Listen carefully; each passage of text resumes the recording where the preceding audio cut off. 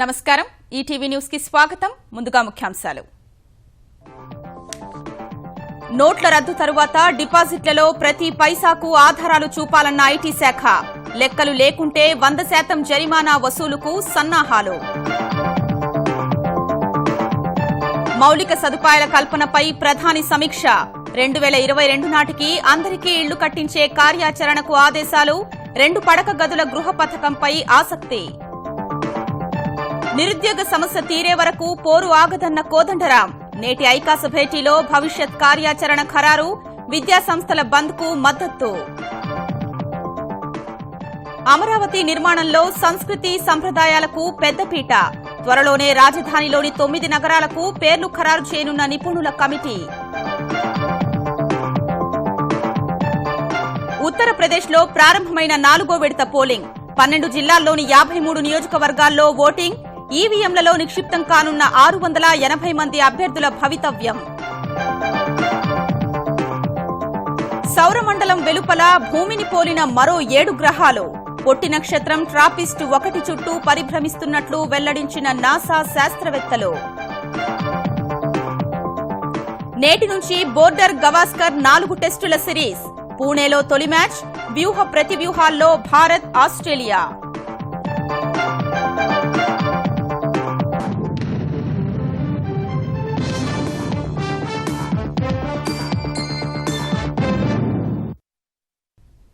పెద్ద నోట్ల రద్దు తర్వాత బ్యాంకు ఖాతాల్లో నల్లధనం భారీగా జమ చేసుకున్న నల్ల కుబేరుల భరతం పట్టేందుకు సిద్దమైన ఆదాయ పన్ను శాఖ గతంలో ఇచ్చిన అప్పులు వసూలైనందునే డిపాజిట్ చేసినట్లు చూపిన వారు ఆధారాలు చూపకుంటే 100% జరిమానా విధించేందుకు సిద్దమైంది మార్చిలో 2వ విడత స్వచ్ఛధన్ అభియాన్ కార్యక్రమాన్ని చేపట్టనున్నట్లు ప్రకటించిన ఐటీ శాఖ ఇప్పటి వరకు గుర్తించిన 18 లక్షల అనుమానాస్పద ఖాతాల్లో తాము పంపిన ప్రశ్నావళికి జవాబులు ఇచ్చిన వాటిని నిశితంగా పరిశీలిస్తోంది ఎవరైనా అప్పుగా తీసుకున్నట్లు లేదా గతంలో అప్పులు తీసుకున్న వాళ్లు చెల్లించినట్లు చెబితే వాటికి చూపే ఆధారాల్ని నిశితంగా పరిశీలించేందుకు సిద్దమైంది 20,000 అంతకంటే ఎక్కువ మొత్తంలో అప్పులు చెల్లింపుల స్వీకరణ రూపంలో జమైనట్లు ఏదైనా సంస్థ లేదా వ్యక్తి చెబితే వాటిపై ఎలా వ్యవహరించాలో మదింపు అధికారులకు కేంద్ర ప్రత్యక్ష పన్నుల బోర్డు సిబిడిటి మార్గదర్శకాలు విడుదల చేసింది దశలవారీగా ఈ తరహా ఖాతాలన్నీ పరిశీలించి ఐటీ చట్టంలో దండనార్హమైన 269 ఎస్ఎస్ 269 టీ సెక్షన్ల కింద చర్యలు తీసుకోవాలని సిబిడిటి సూచించింది అయితే ఆన్లైన్లో సదరు ఖాతాదారుతో ఉత్తర ప్రత్యుత్తరాలు జరిపిన తరువాతే చర్యలు తీసుకోవాలని తెలిపింది నల్లధనం అవినీతిపై ఉక్కుపాదం మోపుతున్న కేంద్ర ప్రభుత్వం గతేడాది నవంబర్లో తీసుకొచ్చిన బినామీ లావాదేవీల చట్టాన్ని సద్వినియోగం చేసుకుంటోంది అందులో భాగంగా ఇప్పటి వరకు ఆదాయ పన్ను శాఖ దేశవ్యాప్తంగా 235 కేసులు నమోదు చేయగా 55 కోట్ల రూపాయల విలువ చేసే ఆస్తుల్ని అటాచ్ చేసింది ఫిబ్రవరి 15 వరకు 200 కోట్ల రూపాయల విలువ చేసే బినామీ ఆస్తుల అటాచ్మెంట్ కోసం 140 షోకాజ్ నోటీసులు జారీ చేసినట్లు ఐటీ వర్గాలు తెలిపాయి అందులో 124 కేసులకు సంబంధించి 55 కోట్ల రూపాయల ఆస్తుల్ని అటాచ్ చేసినట్లు వివరించాయి వీటిలో బ్యాంకు ఖాతాలు వ్యవసాయం సహా ఇతర భూములు ఫ్లాట్లు ఆభరణాలు ఉన్నట్లు సమాచారం పెద్ద నోట్ల రద్దు అనంతరం లెక్కచూపని పెద్ద మొత్తాల్ని ఇతరుల బ్యాంకు ఖాతాల్లో జమ చేయరాదని ఐటీ శాఖ గతంలోనే హెచ్చరించింది అలా చేసే వారిపై బినామీ లావాదేవీల చట్టం కింద క్రిమినల్ కేసులు నమోదు చేస్తామని స్పష్టం చేసింది ఢిల్లీ సంగం విహార్లో ఉన్న ఎస్బీఐ ఏటీఎం నుంచి నకిలీ నోట్లు రావడం కలకలం రేపింది ఓ వ్యక్తి ఏటీఎం నుంచి 8,000 రూపాయలు ఉపసంహరించగా అతనికి 2,000 రూపాయలు నోట్లు 4 వచ్చాయి ఈ నోట్లపై రిజర్వ్ బ్యాంక్ ఆఫ్ ఇండియా బదులు చిల్డ్రన్ బ్యాంక్ ఆఫ్ ఇండియా అని ఉండడం ఆశ్చర్యం కలిగించింది అంతేకాకుండా సీరియల్ నంబరు ఆర్బీఐ ముద్రణ తదితర అంశాలన్నీ మారిపోయి ఉన్నాయి వాటిని నకిలీ నోట్లుగా నిర్ధారించుకున్న ఆ వ్యక్తి పోలీసులకు ఫిర్యాదు చేయగా వారు ఎస్ఐని ఏటీఎంకు పంపించి నగదు విత్డ్రా చేయించారు వారికి కూడా అలాంటి 2,000 రూపాయల నోటే రాగా కేసు నమోదు చేసుకుని దర్యాప్తు చేస్తున్నట్లు పోలీసులు చెప్పారు ఆధునిక సాంకేతిక పరిజ్ఞానం అందుబాటులోకి వచ్చిన తర్వాత కూడా దేశంలో టెలికాం సేవలపై ఫిర్యాదులు పెరిగిపోతుండటంపై ప్రధాని నరేంద్ర మోదీ తీవ్ర అసంతృప్తి వ్యక్తం చేశారు ఈ పరిస్థితిని మార్చేందుకు మరింత పగడ్బందీగా పనిచేయాలని టెలికాం శాఖను ఆదేశించారు ప్రొయాక్టివ్ గవర్నెన్స్ టైమ్లీ ఇంప్లిమెంటేషన్ ప్రగతి కార్యక్రమం కింద టెలికాం సహా వేర్వేరు శాఖల పనితీరుపై సమీక్షించిన ప్రధాని టెలికాం రంగంలో ఫిర్యాదుల పరిష్కారంలో జరుగుతున్న జాప్యాన్ని నివారించాలని సూచించారు. ఇదే సమయంలో ప్రధాని ఆవాస్ యోజన, రైళ్లు, రహదారులు, సరళతర వాణిజ్య విధానం, విద్యుత్, సహజ వాయువులు తదితర మౌలిక సదుపాయాల ప్రాజెక్టులపై సమీక్ష చేపట్టిన ప్రధాని 2022 నాటికి దేశంలో ప్రతి కుటుంబానికి గృహ వసతి కల్పించాలన్న లక్ష్యాన్ని అందుకునే విధంగా కార్యాచరణ రూపొందించాలని ఆదేశించారు. ఈ కార్యాచరణను సమర్థంగా అమలు చేసేందుకు ప్రత్యేక యంత్రాంగాన్ని ఏర్పాటు చేయాలని అన్ని రాష్ట్రాలకు సూచించారు. ఈ సందర్భంలోనే ప్రధాని తెలంగాణ ప్రభుత్వం అత్యంత ప్రతిష్టాత్మకంగా చేపట్టిన 2 పడక గదుల ఇళ్ల నిర్మాణంపై ఆసక్తి కనబర్చారు. తెలంగాణలో గృహ నిర్మాణ పథకాన్ని వినూత్నంగా చేపట్టారని కేంద్ర గృహ నిర్మాణ శాఖ కార్యదర్శి చెప్పగా గృహ నిర్మాణ రంగంపై పూర్తి స్థాయిలో సమీక్షిస్తానని చెప్పారు. రైల్వేల్లో మౌలిక సదుపాయాల ప్రాజెక్టుల అమల్లో జరుగుతున్న జాప్యాన్ని నివారించే చర్యలు చేపట్టాలని ప్రధాని నరేంద్ర మోదీ సూచించారు. ప్రధానంగా విద్యుదీకరణ, కొత్త మార్గాల నిర్మాణ పనులు వేగవంతం చేయాలని రైల్వే బోర్డు చైర్మన్ ఏకే మిట్టల్కు రాసిన లేఖలో ప్రధాని కార్యాలయం వివరించింది.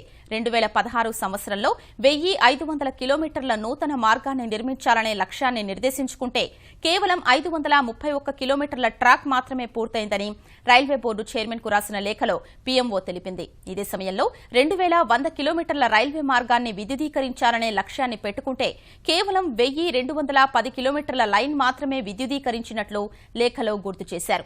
2016-17 ఆర్థిక సంవత్సరంలో కేంద్రం 131,000 కోట్ల రూపాయలు కేటాయించినట్లు గుర్తు చేసిన పీఎంఓ మౌలిక సదుపాయాల అభివృద్ది పనుల్ని మరింత వేగవంతం చేయాలని సూచించింది.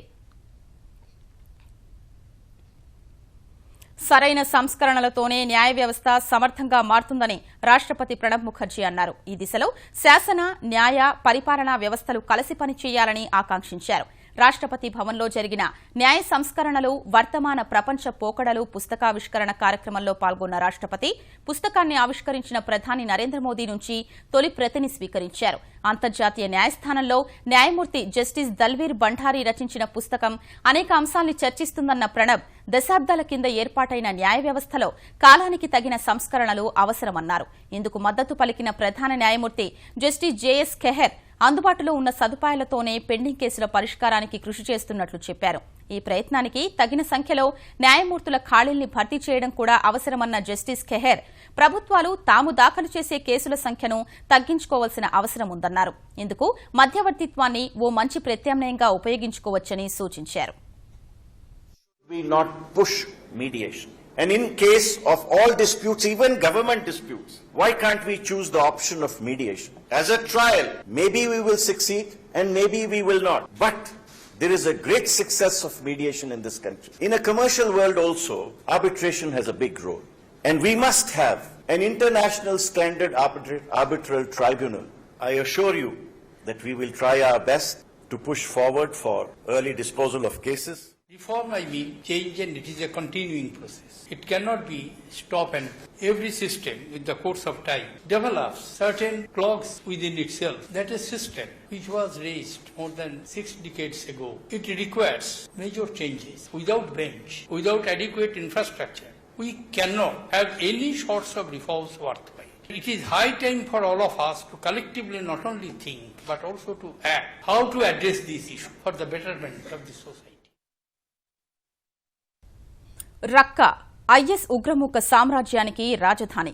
ఆ ముష్కరముఖ దాష్టికాలకు ఆనవాలుగా మారిన ఈ నగరం నుంచి ఐఎస్ మూకల్ని ఖాళీ చేయించేందుకు సంకీర్ణ దళాల సాయంతో కుర్దిష్ బలగాలు చేస్తున్న ప్రయత్నాలు ఫలిస్తున్నాయి. గత ఏడాది రక్కా పక్కనే ఉన్న దైర్ ఎల్ జౌర్ రాష్ట్రంలోకి ప్రవేశించిన దళాలు ఐఎస్ మూకల్ని తరిమి కొట్టారు. ఈ మేరకు బుధవారం జరిగిన పోరులో ఐఎస్ చెర నుంచి 4 గ్రామాలు విముక్తం కాగా ఆ ఊళ్ల ప్రజలు 5 ఏళ్ల బానిసత్వం నుంచి విడుదలయ్యారు. ఈ సంతోషంలో పరదాలు తొలగించి మరీ సంబరాల్లో మునిగారు. ఐఎస్ చెర నుంచి బయటపడినందుకు వారి సంతోషానికి అవధులు లేకుండా పోయింది. స్వేచ్ఛగా ఆడిపాడుతున్నారు.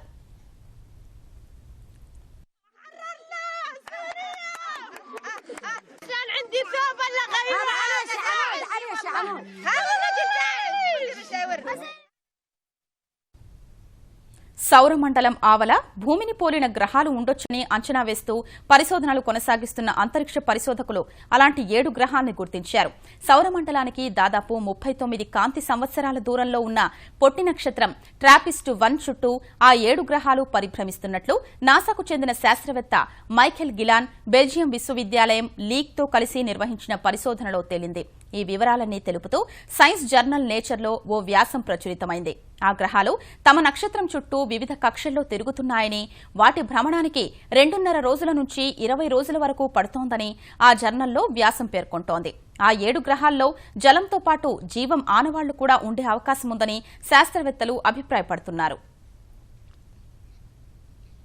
నిరుద్యోగ సమస్య పరిష్కారం కోసం మొదలుపెట్టిన పోరాటం కొనసాగుతుందని తెలంగాణ రాజకీయ ఐకాస స్పష్టం చేసింది.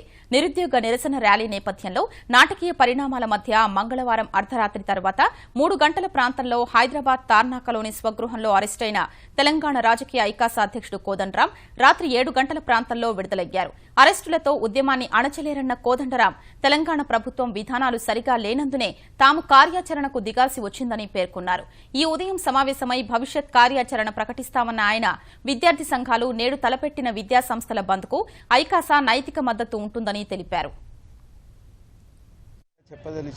తెలంగాణ నిరుద్యోగుల సమస్య పరిష్కారం కోసం మేము మొదలుపెట్టినటువంటి కార్యాచరణ మాత్రం ఈ అరెస్టులతో ఇది ఆగేది కాదు. ప్రభుత్వం వ్యవహరించిన తీరుతో కూడా మేము ఆగే వాళ్ళం కూడా కాదు. ఖచ్చితంగా మా కార్యాచరణ ముందు కొనసాగుతుందని స్పష్టంగా తెలియజేయదలిచినాం. కేవలము నిరసన వల్ల ప్రభుత్వము భగ్నమైపోతుంది, ప్రభుత్వము అస్థిరమైపోతుంది అని అనుకొని ఆ కారణం చేత నిరసనలకు అవకాశాలను నిరాకరిస్తే మనం ఎమర్జెన్సీ లాంటి పరిస్థితులకు పోయే ప్రమాదం ఉంది. రాజధాని అమరావతిలో సంస్కృతి సంప్రదాయాలతో పాటు చరిత్ర కూడా ఉట్టిపడేలా ఆకృతులు ఉండాలని నిపుణులు సూచించారు. సిఆర్డీఏ కార్యాలయంలో సమావేశమైన నిపుణుల కమిటీలో ఈ మేరకు పలు సూచనలు వ్యక్తమయ్యాయి. ఆంధ్రప్రదేశ్ ప్రభుత్వ మీడియా సలహాదారు పరకాల ప్రభాకర్ నేతృత్వంలోని ఈ కమిటీలో సాంస్కృతిక శాఖ డైరెక్టర్, నిపుణులు, చిత్ర పరిశ్రమకు చెందిన ఆర్కిటెక్ట్ ఆనంద్ సాయి, సిఆర్డీఏ అధికారులు ఉన్నారు. ఈ నెలాఖరు నాటికి అమరావతి ప్రధాన ఆర్కిటెక్టు నార్మన్ ఫోస్టర్ ప్రాథమిక ఆకృతుల్ని సిద్దం చేయనున్న తరుణంలో ఈ సమావేశాన్ని ఏర్పాటు చేశారు. ఏప్రిల్ నెలాఖరులో తుది డిజైన్లు ఖరారు చేయనున్నందున రాజధానిలో నిర్మించే 9 నగరాలకు ఏ పేర్లు పెట్టాలనే అంశంతో పాటు ప్రధాన రహదారులు, వాటికి దారితీసే మార్గాల పేర్లను కమిటీ ఖరారు చేయనుంది. మన భవన నిర్మాణ శైలి, మన శిల్ప సంపద, మన సంప్రదాయాలు ఇవన్నీ ఏ రకంగా భవన సముదాయాల్లో మనం ప్రతిఫలించేలా చేయగలం, దీని గురించి ఆలోచించాలి. ఏవేవి ప్రతిఫలించాలి? మనం అమరావతిలో కట్టుకుంటున్నాం కాబట్టి ధాన్య కటకంగా, ధమ్మ కటకంగా వర్ధిల్లింది కాబట్టి ఆనాటి నుంచి అంతకపూర్వం ఉన్నటువంటి నిర్మాణ శైలి, మన రాష్ట్ర నలుమూలలా ఉన్నటువంటి అనేక రకాలైనటువంటి సంప్రదాయాలు ప్రతిఫలించేలాగా, ప్రతిబింబించేలాగా ఆర్కిటెక్ట్స్కి అందిస్తే ఇవి కూడా మీరు ఇందులో పొందుపరచండి అని చెప్పడానికి వీలుగా ఉంటుంది. మరోవైపు అమరావతిలో రాజధాని భవన నిర్మాణ ఆకృతుల్ని సిద్దం చేస్తున్న ప్రధాన ఆర్కిటెక్టు నార్మన్ ఫోస్టర్ ప్రతినిధులతో ఆంధ్రప్రదేశ్ పురపాలక శాఖ మంత్రి నారాయణ సమావేశమై ఆకృతుల్లో స్థానిక అంశాలు, చరిత్ర, సంస్కృతి, సంప్రదాయాలు ప్రతిబింబించాలని సూచించారు. సిఆర్డీఏ కమిషనర్ సిహెచ్ శ్రీధర్తో కలిసి లండన్ వెళ్లిన నారాయణ పరిపాలనా నగరంలో ప్రభుత్వ భవనాలైన అసెంబ్లీ, సచివాలయం, రాజ్ భవన్, జస్టిస్ సిటీలో నిర్మించే హైకోర్టు భవనాల ముసాయిదా నమూనాలు పరిశీలించారు. ఈ నిర్మాణాల ఆకృతులు స్థానిక అంశాలు, చరిత్ర, సంస్కృతి, సంప్రదాయాలు ప్రతిబింబించే విధంగా మార్పులు, చేర్పులు చేయాలని మంత్రి బృందం మాస్టర్ ఆర్కిటెక్ట్ నార్మన్ ఫోస్టర్ కు సూచించింది. ముఖ్యమంత్రి చంద్రబాబు ఆకృతులు పరిశీలించిన తర్వాత ఏప్రిల్ చివరి నాటికి తుది ఆకృతి సిద్దం కానుంది. అమరావతిలో 6.84 చదరపు కిలోమీటర్ల మేర ప్రాంతాన్ని అభివృద్ది చేసేందుకు ఆంధ్రప్రదేశ్ ప్రభుత్వం అనుసరిస్తున్న స్విస్ ఛాలెంజ్ విధానాన్ని సవాల్ చేస్తూ వ్యాజ్యం వేసిన ఓ సంస్థను మీ సామర్థ్యం ఏంటో తెలపాలంటూ హైకోర్టు ఆదేశించింది. స్విస్ ఛాలెంజ్ పై కోర్టుకు వెళ్లిన ఎన్వీఆర్ ఇంజనీర్స్ ప్రైవేట్ లిమిటెడ్ ఈ విధానంలో పనులు చేపట్టేందుకు సింగపూర్ కన్సార్టియం సమర్పించిన ప్రతిపాదన సుమోటోగా ఇచ్చింది కాదని వ్యాజ్యంలో తెలిపింది. ఏపీ, సింగపూర్ మధ్య ముందు జరిగిన ఒప్పందం ప్రకారం స్విస్ ఛాలెంజ్ విధానం వచ్చిందన్న ఎన్వీఆర్ సంస్థ తనకు తానుగా ప్రతిపాదన చేయనప్పుడు అది స్విస్ ఛాలెంజ్ విధానం అనే చట్టం కిందకు రాదని కోర్టుకు తెలిపింది. ఈ క్రమంలో కలగజేసుకున్న న్యాయమూర్తి జస్టిస్ చల్లా కోదండరాం అసలు ఈ ప్రశ్నలు అడిగే సామర్థ్యం మీకుందో లేదో కోర్టుకు తెలపాలన్నారు. మీ టర్నోవర్ 5 కోట్ల లేక 500 కోట్ల అన్న విషయాలతో పూర్తి వివరాలు తెలపాలన్నారు. వ్యాజ్యంపై విచారణ జరపాలంటే ఇవన్నీ ఎంతో కీలకమని న్యాయమూర్తి పేర్కొన్నారు.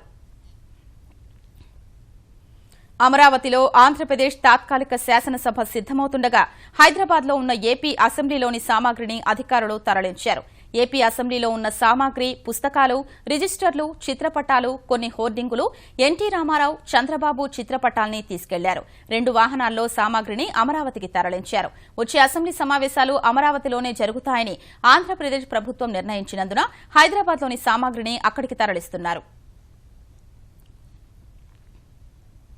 ఎన్నికల సమయంలో ఇచ్చిన హామీ మేరకు నిరుద్యోగ భృతి చెల్లించాలని ముఖ్యమంత్రి చంద్రబాబును ఆంధ్రప్రదేశ్ ప్రతిపక్ష నేత జగన్మోహన్ రెడ్డి కోరారు. ఈ మేరకు చంద్రబాబుకు బహిరంగ లేఖ రాసిన జగన్ ఇంటికో ఉద్యోగం లేదా ఉపాధి కల్పిస్తానని, ఉద్యోగం వచ్చే వరకు 2000 నిరుద్యోగ భృతి ఇస్తామని వాగ్దానం చేశారని గుర్తు చేశారు.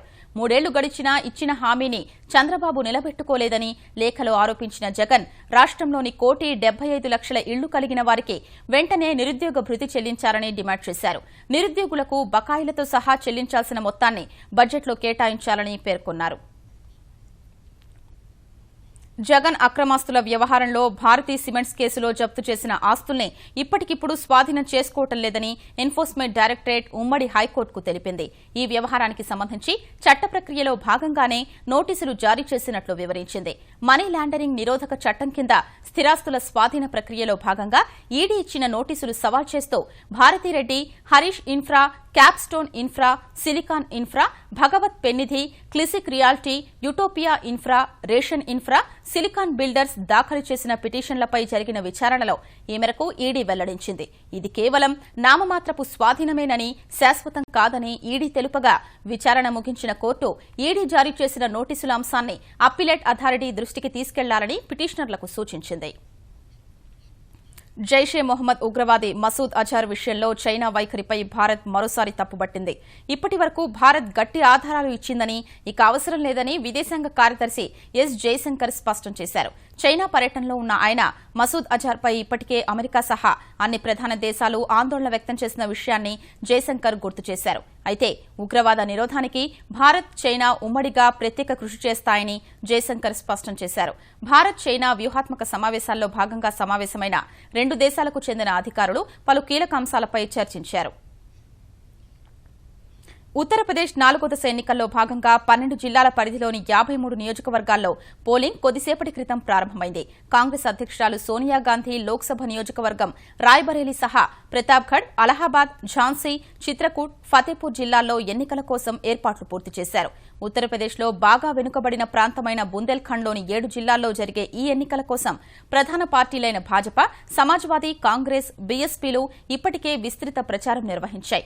దళితులు, గిరిజనులు ఎక్కువగా ఉండే ఈ ప్రాంతంలో బీఎస్పీకి బాగా పట్టుండగా ఓటర్లను ఆకట్టుకునేందుకు అన్ని పార్టీలు రోడ్ షోలతో హోరెత్తించాయి. 53 స్థానాల్లో మొత్తం 680 మంది అభ్యర్థులు బరిలో ఉండగా 1,84,00,000 మంది ఓటర్లు నేతల భవితవ్యాన్ని ఈవీఎంలలో నిక్షిప్తం చేయనున్నారు.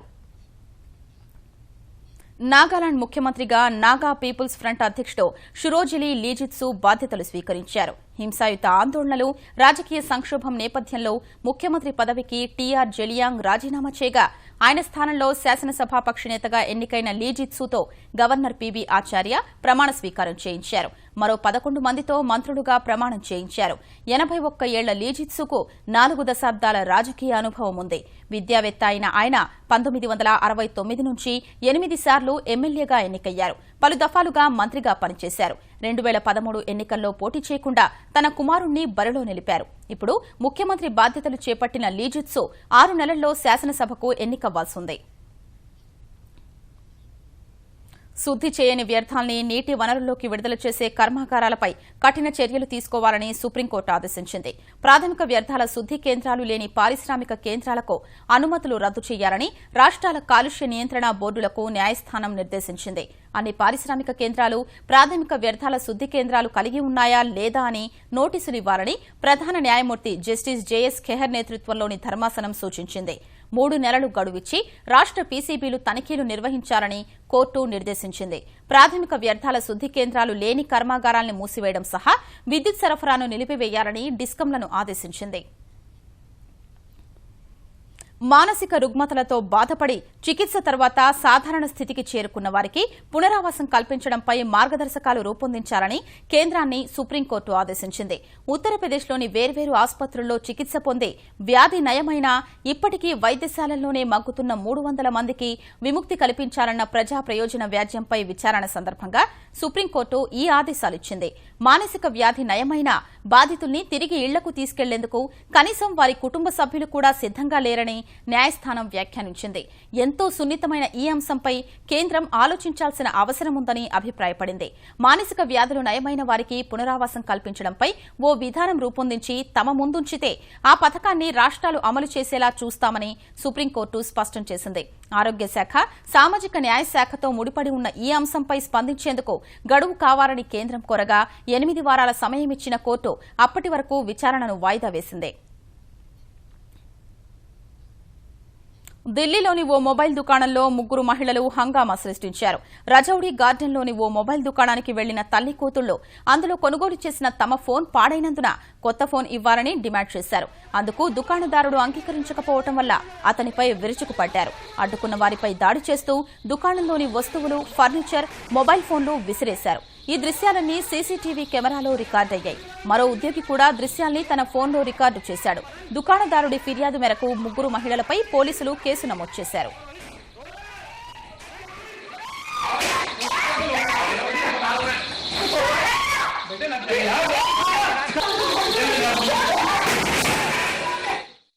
చైనాలోని అనేక ప్రాంతాల్లో ఎడతెరిపి లేకుండా కురుస్తున్న మంచు రవాణా వ్యవస్థపై తీవ్ర ప్రభావం చూపుతోంది.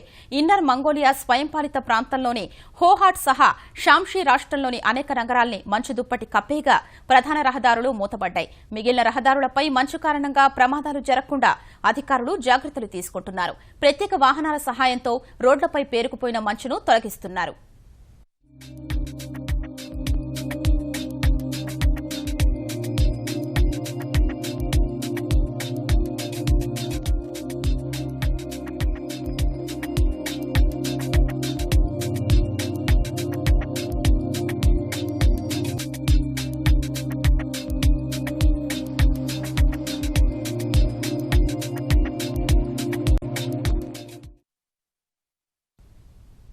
ఈటీవీ న్యూస్ సమాప్తం. నమస్కారం.